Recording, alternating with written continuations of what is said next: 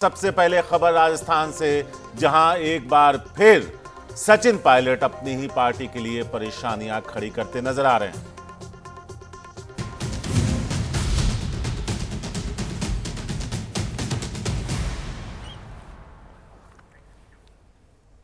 तो राजस्थान में करीब 8 महीनों के बाद चुनाव है और उससे पहले गहलोत सरकार के लिए चुनौतियां बढ़ गई हैं। सचिन पायलट आज अपनी ही सरकार के खिलाफ जयपुर के शहीद स्मारक पर एक दिन का अनशन करने जा रहे हैं।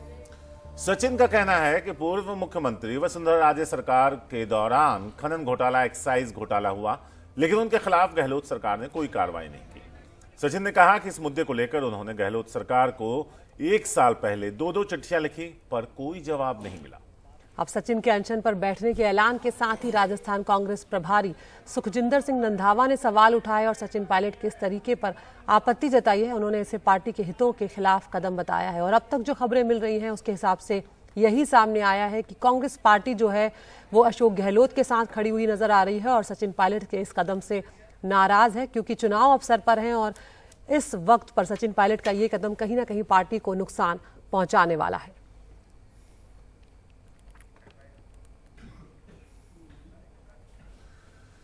तो राजस्थान कांग्रेस के प्रभारी सुखजिंदर सिंह रंधावा ने पायलट के इस अनशन को लेकर एक बयान जारी किया, जिसमें उन्होंने लिखा, श्री सचिन पायलट का एक दिन का धरना पार्टी हित के खिलाफ है और पार्टी विरोधी गतिविधि है। अगर उन्हें अपनी ही सरकार से कोई समस्या है तो मीडिया या जनता के बजाय इस पर पार्टी के मंच पर चर्चा की जा सकती है। मैं पिछले 5 महीने से AICC प्रभारी हूं और पायलट जी ने कभी भी इस मुद्दे पर मुझसे चर्चा नहीं की। मैं उनसे संपर्क में हूं और अब भी शांतिपूर्वक बातचीत की अपील करता हूं, क्योंकि वो निर्विवाद रूप से कांग्रेस पार्टी के लिए अहम है।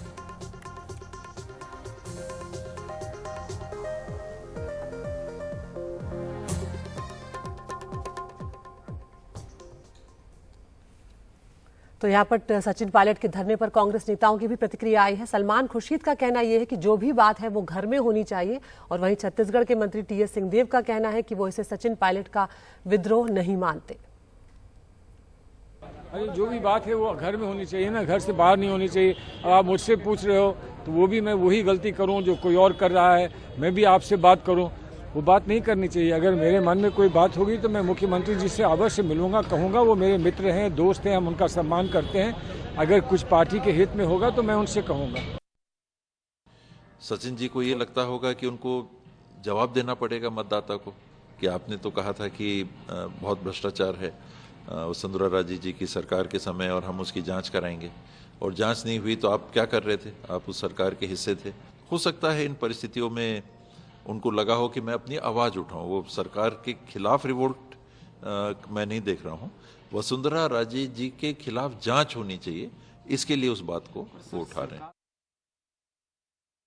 जी देखिए, सुबह 11 बजे का वक्त दिया गया है सचिन पायलट की तरफ से, जब वो जयपुर में एक दिन का अनशन रखेंगे और उन्होंने साफ तौर पे कहा है कि वो अनशन जो है वो अकेले करेंगे। उन्होंने किसी मंत्री या विधायक को साथ आने को नहीं कहा है, लेकिन जाहिर सी बात है कि जब वो अनशन करेंगे तो सैकड़ों की तादाद में, हजारों की तादाद में उनके समर्थक वहाँ पर इकट्ठा हो सकते हैं। साफ तौर पर सचिन पायलट की तरफ से इस बात पर लगातार जोर दिया गया है कि उनका जो अनशन है वो जो BJP सरकार के समय जो घोटाले हुए थे, कथित घोटाले, उनकी जांच की जो बात या वादा किया था अशोक गहलोत ने मुख्यमंत्री बनने से पहले, मुख्यमंत्री बनने के बाद उन्होंने उसे भुला दिया और उसी बात पर जोर डालने के लिए उन्होंने अनशन की जो बात है वो की है। 2 दिन पहले भी कांग्रेस की तरफ से एक प्रेस बयान जो है वो जारी किया गया था, जिसमें सचिन पायलट का नाम नहीं लिया गया था। गहलोत सरकार की तारीफ की गई थी, उनकी नीतियों की तारीफ की गई थी और ये कहा गया था कि जो संगठनात्मक एक सामूहिकता है उसके जरिए चुनाव में आगे जाया जाएगा। लेकिन अब जो रंधावा जो कि प्रभारी हैं राजस्थान कांग्रेस के, उनका जो बयान है वो काफी सख्त है और इससे ये पता चलता है कि पार्टी हाईकमान यानी कांग्रेस अध्यक्ष जो हैं वो खुश नहीं हैं। जो सचिन पायलट जिस तरीके से अपनी बात रखने की कोशिश कर रहे हैं और जिस तरीके से अनशन पर आज जा रहे हैं, हमें जो जानकारी मिली उसके मुताबिक ये कि रंधावा को ये जिम्मेदारी दी गई थी कि वो इस मामले को शांतिपूर्ण तरीके से सुलझाएं और कल जो हमारी जानकारी उसके मुताबिक रंधावा की सचिन पायलट से बात भी हुई है और बात के बाद जो है वो इस तरह का बयान आया है। तो जाहिर सी बात है कि सब कुछ ठीक कांग्रेस पार्टी में नहीं चल रहा है। और वैसे भी रंधावा ने कहा कि 5 महीने से पार्टी के वो प्रदेश प्रभारी हैं, लेकिन जो राजस्थान का विवाद है वो कई साल पुराना है और लगातार सचिन पायलट ने चिट्ठी दिखाकर ये जताने की कोशिश की है कि इस मुद्दे को वो बार बार उठाते रहे हैं। लेकिन कुल मिलाकर जो एक संख्या बल, एक जो ताकत है विधायकों की जो समर्थन है वो अशोक गहलोत को हासिल है और इसी बूते वो लगातार कुर्सी पर बने हुए हैं। लेकिन जो सचिन पायलट की कोशिश है मुख्यमंत्री बनने की, उसको लगातार जो है एक उसमें जो रुकावट है वो आती रही है। हालांकि ये भी कहा जाता है कि राहुल गांधी खुद इस पक्ष में रहे हैं कि उनको मुख्यमंत्री बनाया जाए, लेकिन ये विवाद का जो एक नया सिलसिला चला है, जाहिर सी बात है कि कांग्रेस को इसका खामियाजा भी उठाना पड़ेगा। और ये क्या है पूरा मामला, कैसे शुरू हुआ, कहां तक पहुंचा और किस तरह का असर ये चुनाव में डाल सकता है, इस पर हमारे सहयोगी हर्षा कुमारी सिंह की ये विस्तृत रिपोर्ट। जब जनता के बीच अब सिर्फ 6 महीने का 7 महीने का समय बचा है, राजस्थान में शहीद स्मारक के ऊपर एक दिन का अनशन करूंगा। सचिन पायलट और अशोक गहलोत के बीच अब आर पार की लड़ाई दिख रही है। चुनाव में सिर्फ 8 महीने बचे हैं और पायलट ने अब अपनी ही सरकार और मुख्यमंत्री अशोक गहलोत के खिलाफ मोर्चा खोल लिया है। वो एक दिन के धरने पे बैठेंगे। मैं 11 अप्रैल को राजस्थान में शहीद स्मारक के ऊपर एक दिन का अनशन करूंगा। रविवार को प्रेस कॉन्फ्रेंस में पायलट ने मुख्यमंत्री के बयानों को पेश करते हुए कहा कि उन्होंने मुख्यमंत्री को कई चिट्ठियां लिखी, लेकिन भाजपा पर लगाए गए आरोपों की जांच तक नहीं हुई। हम चाहते हैं कि जब जनता के बीच अब सिर्फ 6 महीने का 7 महीने का समय बचा है, तो हम लोग पब्लिक में जाएं, उससे पहले हम लोग कुछ कार्रवाई करें। फिलहाल कांग्रेस आला कमान गहलोत के समर्थन में दिख रही है। पार्टी पायलट का मुद्दा प्रभारी से सुलझाने का दावा कर रही है। भारतीय जनता पार्टी के राजस्थान से आने वाले बड़े नेता गजेंद्र सिंह शेखावत जी के ऊपर एक जांच चल रही है संजीवनी घोटाले पर। कोविड के दौरान हमारे एमएलए को खरीदकर चुनी हुई सरकार को गिराने की साजिश भारतीय जनता पार्टी ने रची थी, उसकी भी जांच चल रही है। तो ये कहना ठीक नहीं होगा कि जांच नहीं हो, जांच हो रही है और किसी को भी अगर शिकायत है तो उन्हें हमारे वहां महासचिव जो हैं, प्रभारी महासचिव, उनके संज्ञान में लाना चाहिए। तो क्या पायलट कांग्रेस का दामन छोड़ने की तैयारी कर रहे हैं या फिर कोई तीसरा मोर्चा खड़ा करेंगे? विकल्प तो कई हैं। राजनीति में विकल्प कई खुले होते हैं। जब तक चुनाव नहीं हो जाए, जब तक बहुत सारे विकल्प हैं। और मैं तो आपको पहले कह दिया कि हम लोग सचिन पायलट जी के साथ हैं। जिस विकल्प के साथ वो जाएंगे, जहां जाएंगे, हम सचिन पायलट जी के साथ में रहेंगे। ये सब लोग कह चुके, पहले भी कह चुके, आज भी कह रहे हैं और कल भी हम कहेंगे। सचिन पायलट अखाड़े में उतर गए हैं, लेकिन इस राजनीतिक दंगल में प्रतिद्वंदी कौन होगा? खुद की पार्टी या भाजपा, या फिर कोई तीसरा मोर्चा खुल सकता है? ये देखना आगे होगा। जयपुर से कैमरा पर्सन अश्विनी मेहरा के साथ हर्षा कुमारी सिंह, एनडीटीवी इंडिया।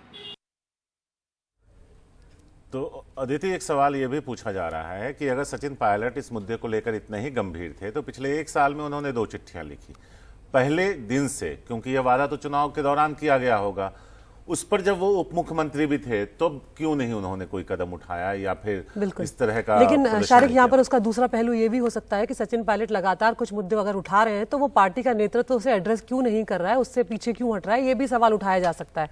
हमारे साथ हमारी रेजिडेंट एडिटर हर्षा कुमारी सिंह जुड़ गई है। हर्षा, आज ही वो दिन है जब अब अनशन वाला दिन आ गया और ये कहीं ना कहीं कांग्रेस के लिए एक बड़ा एम्बेरसमेंट होने वाला है कि अपनी ही पार्टी के उनके एक जो दिग्गज नेता हैं वो अपनी सरकार के खिलाफ अनशन पर बैठने जा रहे हैं। क्या, कहां है इस वक्त सचिन पायलट, क्या कुछ जानकारी मिल रही है अनशन को लेकर? देखिए, ये जो अनशन है सचिन पायलट का, ये सिर्फ एम्बैरेसमेंट नहीं है, लेकिन अब राजस्थान में कांग्रेस एक निर्णायक मोड़ पर आ गई है। कल देर रात को रंधावा जी ने ट्वीट कर कहा है कि ये एंटी पार्टी एक्टिविटी है, यानी कि अब कांग्रेस पूरी तरह से मूड में है कि वो सचिन पायलट के खिलाफ कुछ कार्रवाई करेगी। दूसरी ओर सचिन पायलट अनशन पे बैठ रहे हैं, अकेले बैठ रहे हैं। उन्होंने कहा है एमएलएज को, जो उनके समर्थक एमएलएज हैं, कि आप मेरे साथ आके अनशन पे ना बैठें, लेकिन बड़ी तादाद में जो समर्थक है वो वहाँ पर स्थल पर पहुँचेंगे 11 बजे जब अनशन शुरू होगा। तो एक शो ऑफ स्ट्रेंथ, एक शक्ति प्रदर्शन भी होगा। और दूसरा जो ये पूरा राजनीतिक मंच पे एक तरह से एक किरदार तैयार हो रहा है। मैं उस तरह से देखती हूँ कि किरदार तैयार हो रहा है। 5 साल सचिन पायलट ने बहुत कोशिशें की, कांग्रेस के अंदर काफ़ी रिबेलियंस भी करे, उनकी आवाज़ नहीं सुनी गई और अब सचिन पायलट ने साफ कह दिया कि राजस्थान मेरी पृष्ठभूमि है। तो जब 8 महीने रह गए हैं चुनाव के लिए तो किस तरह का किरदार वो तैयार कर रहे हैं अपने लिए। फिलहाल तो उन्होंने अनशन किया है करप्शन के खिलाफ, अब देखते हैं कि आगे उनके क्या कदम रहेंगे। जी, लेकिन हर्षद, सवाल यही है कि कांग्रेस से दूर जाकर वो किसके पास पहुंचना चाहते हैं, क्योंकि उधर बीजेपी है, इधर कांग्रेस है। अगर वो बीच में कहीं चलते हैं तो उनके लिए वो लड़ाई और लंबी हो जाएगी। हासिल क्या करना चाहते हैं? जी देखिए शारिक, काफ़ी कुछ जो कहा जाता है राजनीति में और जो नहीं होता है वो बहुत ही दिलचस्प रहता है। तो मैं आपको बताना चाहूँगी कि एक हफ्ते पहले हनुमान बेनीवाल जो हैं आरएलपी के लीडर हैं, फिलहाल उनके 3 एमएलएज हैं और वो जाट लीडर है। जाट वोट जैसे आप जानते हैं राजस्थान में बहुत अहम है। तो उनके साथ एक बर्थडे पार्टी, उनके बच्चे की बर्थडे पार्टी थी और उस बर्थडे पार्टी में अरविंद केजरीवाल, भगवंत मान और सचिन पायलट सब लोग शामिल हुए थे बीजेपी के दिग्गजों के साथ। तो इसमें काफ़ी गलियारों में चर्चा हो गई कि आखिरकार क्यों मिलने गए, क्या हो सकता है, क्या समीकरण बन सकते हैं। आप सही कह रहे हैं कि Rajasthan by and large 2 party state रहा है और इसको कहते हैं रिवॉल्विंग डोर ऑफ पॉलिटिक्स, यानी कि 1 ईयर 5 साल बीजेपी, 5 साल कांग्रेस। लेकिन सब लोग इस ट्रेंड को चेंज करने में लगे हुए हैं। अशोक गहलोत का दावा है कि समाज कल्याण की जो योजनाएं हैं उनकी, इतनी सारी योजनाएं उन्होंने करी है और बहुत पायनियरिंग वर्क रहा है नो डाउट राजस्थान में सोशल वेलफेयर में, कि उसके बलबूते पे हम दोबारा जीत के आएंगे और यही कांग्रेस का स्टेटमेंट रहा है।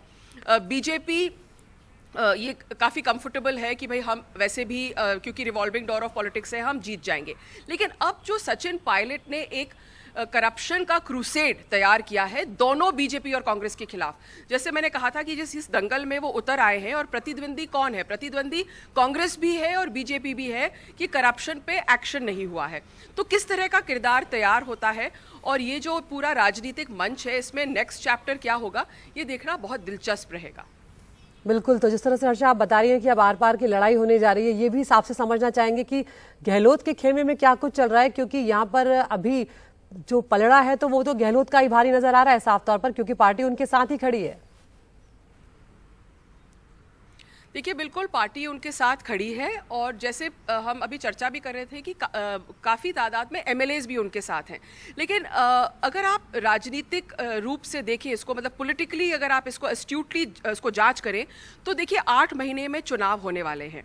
कौन किसके साथ खड़ा है, किसका पलड़ा भारी है, उससे कोई फर्क नहीं पड़ता है। अब तैयारी चुनाव की है और अगला चुनाव 8 महीने में 8 महीने पे अगर आप सत्ता पे काबिज भी रह गए तो भी उससे कोई फर्क नहीं पड़ता है। अगला चुनाव कौन जीतेगा, सबसे बड़ा सवाल ये है, और अगले चुनाव की तैयारी कौन कैसे कर रहा है, ये ज़्यादा महत्वपूर्ण है।